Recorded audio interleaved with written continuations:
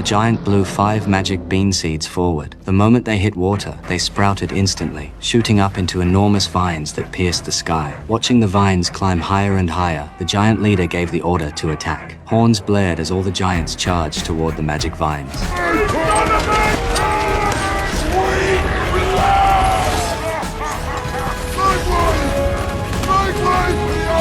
Under their pulling and yanking, the vines began changing direction, bending down toward the ground. The path to the human world was opening once again, and mankind's kingdom was about to face invasion. Meanwhile, back on the ground, everything lay in ruins from the fallen vines. I was about to leave when I noticed my horse, the one I'd sold, had somehow made it back to the farm. I felt a wave of relief, but then I caught sight of several magic vines in the water trough nearby, shooting rapidly toward the ground. I turned and ran immediately. The second those vines touched down, giants came crashing from the sky right behind them.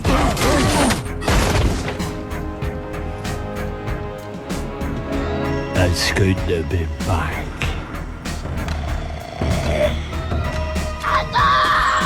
I raced after the princess's convoy, shouting, "The giants are coming!" But I was too far away for anyone to hear. The princess smiled when she saw me approaching, but the next second, giants burst from the forest, their footsteps shaking the earth. The giants were closing in fast. Soldiers fled desperately, but the giants were incredibly quick. The slower soldiers were sent flying in an instant. One giant ripped a windmill from the ground and hurled it at us, knocking the king's helmet clean off his head. No one dared to stop. Fortunately, the fallen magic vines up ahead created obstacles. We were able to squeeze through, while the giants had to clamber over them awkwardly. It bought us precious time. As the castle came into view, the general inside had already prepared for battle. He ordered soldiers to pour boiling oil into the moat and took command at the gate himself. The giants had reached the walls. The moment the king made it inside the castle, the general gave the order to ignite the moat. The entire surface erupted in flames.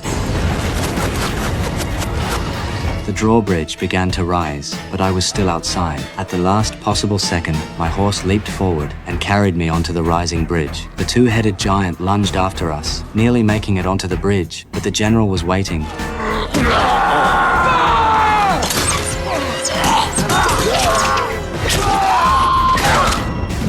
Knocked it into the water below. The scalding oil burned the creature, making it howl and thrash in agony. Despite its cries for help, the other giants on shore just stood there watching. The two-headed giant slowly sank beneath the surface. Fern took over as leader and ordered the remaining giants to find grappling hooks. What they didn't know was that the two-headed giant wasn't dead. It followed the current underwater and found an entrance leading directly into the castle. Before long, the giants attacked again. A massive bell came flying over the wall, smashing the king's statue to pieces.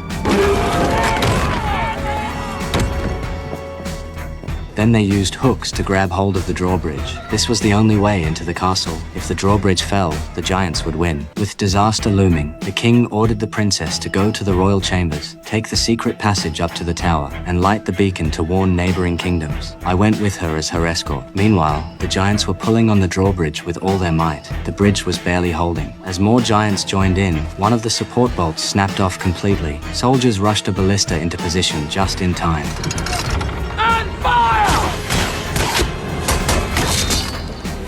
The ballista's bolt caught the drawbridge, and both sides locked in a desperate tug-of-war. During the standoff, a massive burning tree came crashing into the castle, and this attack was only the beginning.